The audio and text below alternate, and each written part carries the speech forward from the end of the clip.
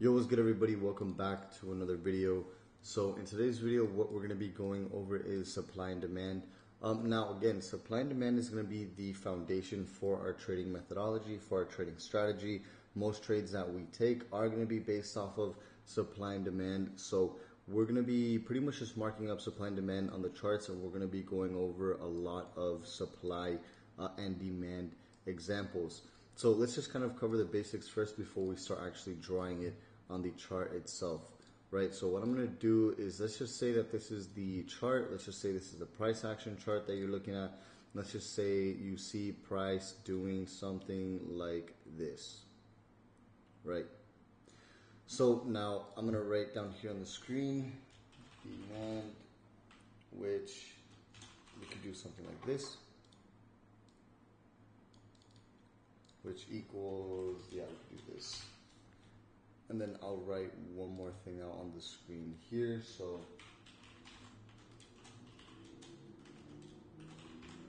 now, when it comes down to supply and demand and us actually setting our levels, demand is going to be support. So whenever price is going down and it hits a level of demand, you can expect it to go in the opposite direction. And supply is going to be the roof, and it's the complete opposite. So supply is going to be resistance. So you can think about when price is going up and it hits a resistance level, that is a level of supply. When price is going down and it hits a level of support, that is a level of demand. Now, when trading supply and demand, why we want to only really take trades at supply and demand levels is simple. If I were to take a buy position, let's just say, so I'm going to use this tool, which I'm not sure if you guys are familiar with the tool. Maybe not, depending on where you are in the course. But this is going to be a rough draft of an actual trade. So let's just say I want to buy right here, and my target is resistance, and my stop loss is under supply. Notice the risk to reward ratio is a 0.68. So if I'm risking in this situation here $100 on this trade, right, I have an $100 risk for a potential $68 reward, which doesn't make sense at all. In trading, you want to risk $100 or whatever you're risking to make double that. So in this situation, $200, and this is going to be another way that we have an edge over the market, is by consistently making more money than what we actually lose. And by taking random trades and not taking trades in supply and demand levels, you're going to be really minimizing your edge against the market. You're going to be killing your risk to reward ratios. And one of the main reasons that we take levels at supply and demand are, one, because it's a high probability setup, and two, we have an area to set a stop loss and to take profit. So now let's just say we were looking to buy at this area down here, right at the supply and demand level. What we can do automatically is lower our stop loss to under the level of demand, and we could target our supply level. And notice our risk to reward ratio is now a number 4, meaning that we're risking $100 on this trade to potentially make $400. And now we have a way better edge over the market, increasing our long-term profitability, which is more important than a short-term trade. If you see the market doing something like coming down and you expect it to come down to demand, don't just take a random sell in the middle, kind of floating here, right? Again, you always want to take a level or a trade at a supply and demand level. Why? Because again, it has an area for you to place your stop loss, and it protects your order. Because if I were to take a trade here and my stop loss is here, I know that if price starts to come under my demand level and hits my stop loss, then I'm wrong and I automatically want to close out of my position. And this is how we cut losers short, because price can do this all at once, all day. As long as it maintains above our level of demand here in this buy situation, right, the trade is still valid. It could be 4 days later and price still be trading above demand and the trade still be valid until you either see a big break to the upside where you'll make money, or you'll see a big break to the downside and you'll get stopped out of your position and lose money on that specific trade, right? So that's the basics of supply and demand. Now, what we're going to be going over is how to actually place them on your charts so you can identify these supply and demand levels. And the only way you're going to be doing that and getting better at it is by practicing.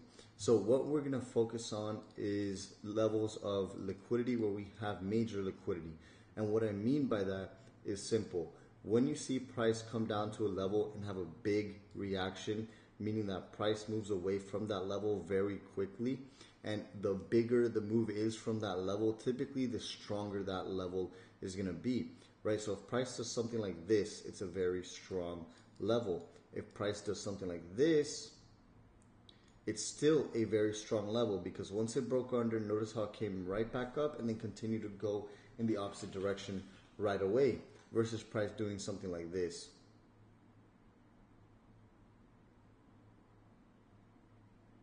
Right? So it's pretty simple. The concept itself is simple. Now everyone's going to draw their supply and demand levels very differently. I try to be as accurate as possible. One thing that you could do is simply draw zones. So we could draw a zone like this, where notice how, again, it's supply and demand. So I'm going to draw my level like this. So notice how we have, I'm going to mark this off here. Notice how here we have demand, because again, price is going up, hit resistance, rejected, that's demand. Notice how we have supply, price broke above, came back down, resisted, and rejected, and continued to trade higher. But again, it comes back to the same example of the impulse. Price came right up, big reaction to the downside, broke above, came right back down, retested, big reaction to the upside here in this situation, right? And then again, we can continue. Notice how we have supply, or demand. Notice how we have demand here again. And notice how each time price came in the zone, it reacted right away and went in the opposite direction fairly quickly. Also, this is the weekly time frame. We want to draw our main levels of supply and demand based off the weekly and the daily time frame. So that's going to be the first level that I have marked off here for my supply and demand level, right? Now, what I'm going to do is, I see this area here being a potential area. I'm going to draw this out to be like this.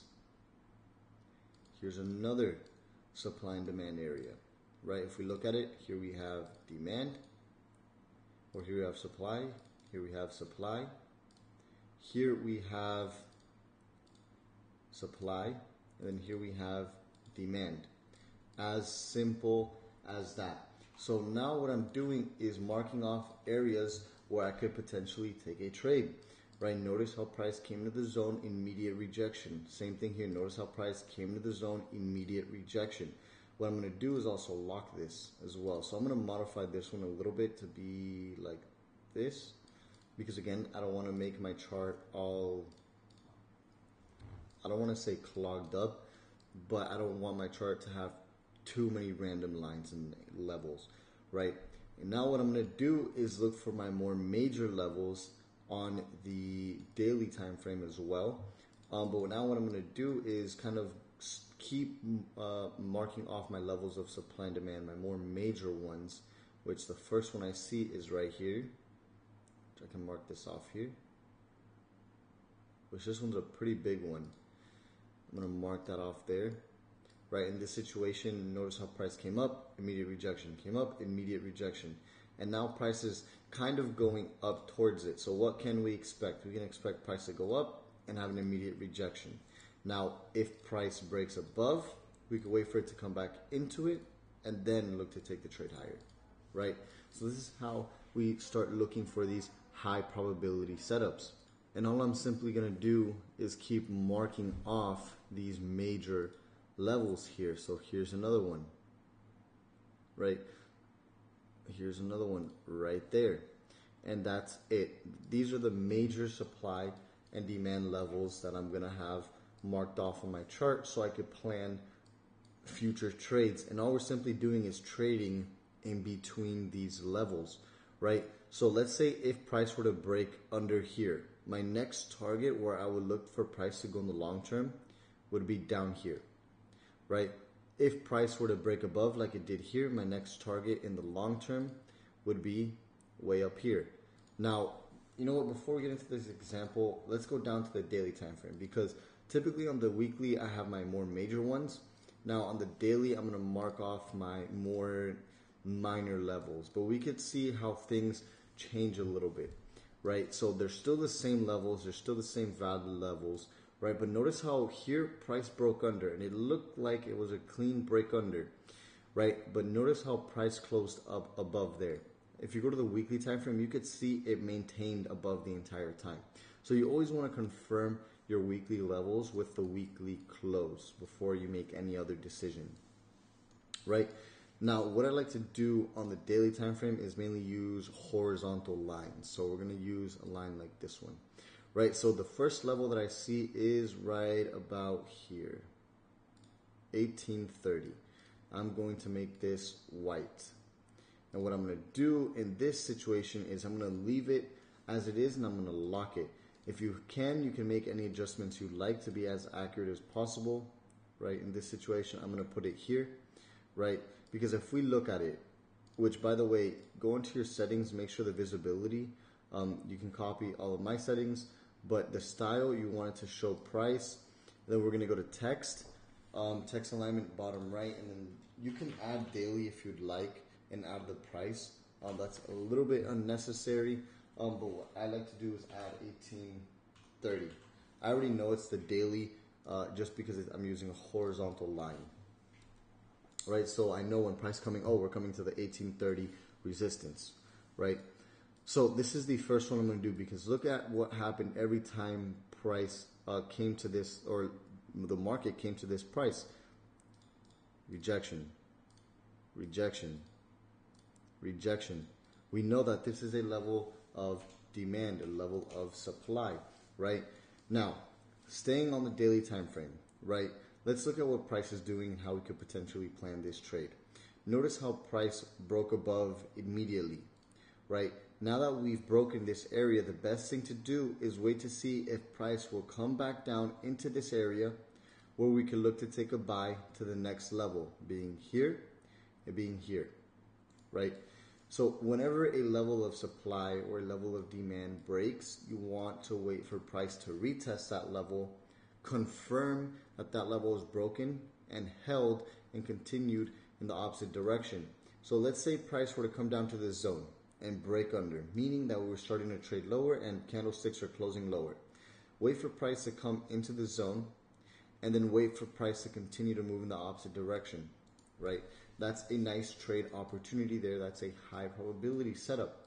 It's as simple as that. Especially when you have more major levels like this one, the probability of price retesting that level is very high, because you want to think about the supply and demand levels as like a tug of war, right? Or you could think about it as a battle, however you want to think about it, right? Just keep in mind that one time sellers held this level as a level of resistance. Look what happened every time price came to this level. Immediate rejection in the opposite direction. Now that buyers have broken under this level, you can think about it as sellers are always trying to bring price down, right? Again, when it comes to supply and demand, there are price levels that are more desirable. Right now, price may be a little bit expensive to buy because price went all the way down from 1759 to 1877. So buying is a little bit more expensive for the bigger players, right? So what's more desirable, for them to kind of buy in the middle of no man's land where there's no real level of support and resistance, or to wait for price to come back to 1830 to look to buy, right? Let's say price does come to 1830 to look to buy. Look how long it took buyers to break 1830, right? This candlestick, or the first rejection, happened July 15th. We're currently trading right now in November 17th. So it took them a few months to be able to break above 1830. If it took them that long, don't you think it would be best for you to wait to see what would happen at that level? And don't you think buyers would want to actually hold above 1830? Right? So these are all things that you have to think about when actually looking to take a trade. Right? The best setup for you in this situation here would be to wait for price to come to 1830 and look to take buys from there. Again, they fought so hard to break 1830, they're going to want to hold 1830 no matter what. and let's kind of continue here. So again, we're looking at all current relevant price and marking off our levels based off of relevant price action. So another level that we can mark off would be, I want to say this level right here. I'm trying to do this with as much accuracy and precision as possible. So the best other area to mark off would be right here. And this is going to be 1794-ish. I'm going to try and make some adjustments because I saw this level because of right here and right here. So I'm going to make adjustments as best as possible. So I think putting it at 1795 would be what makes the most sense, right? Now, you don't have to ask yourself, oh, why 1795 instead of 1790? It's all, at the end of the day, personal preference and what your eye sees. Me, I see demand, supply, supply, supply, demand, demand. I see a little bit of consolidation here, but then again, supply, supply. And then, I mean, it could be demand, but that wouldn't make too much sense overall, right? Or in more simple terms, support, resistance, resistance, support, resistance, resistance, support, resistance, resistance, right? So it's basically a level I see price rejecting a lot. And another level that stands out to me right away would be this one here, being 18. Let's put it down here at 1870 would be best, right here. Again, I'm going to lock it out of my text. 1870. Why? Again, you always want to look left when setting up your levels. Structure will always leave clues for you, right? I could have done one right here, which it would also make sense, but what I see is this. So again, what we're doing is trading in between these levels of supply and in between these levels of demand, right? So let's just say that price is trading right here, right now. If it were to come under and break under this zone that I have here, then I'm going to look for price to come down to the next level, which would be right here, which I could mark off here as well. And I'm going to mark off here just so I can have it on my chart. Right, because again, there's levels on the daily and then there's levels on the weekly. This is why we're separating our charts and making it as clean as we possibly could while having as much detailed information as possible. So this is going to be 17, let's leave it at 1720. We're going to go to coordinates and modify the price to be 1720 flat and see what that looks like. It's a little bit too far, so I'm going to bring it up a few. Let's put 17.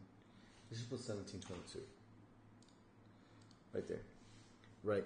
So all I'm doing is trading in between these levels. It's literally all I'm doing. So if price were to break under 1720, I'm going to look for price to come into my zone at 1685. Right. Now, if price were to start trading higher as it's doing, notice the break of 1795. If price were to break 1795, then I'd look for price to come all the way to 1830. If price were to break above 1830, then I'd look for it to come all the way to 1870. If price were to break 1870, then I'd look for it to come up to 1900, where we have another level of supply and demand in here.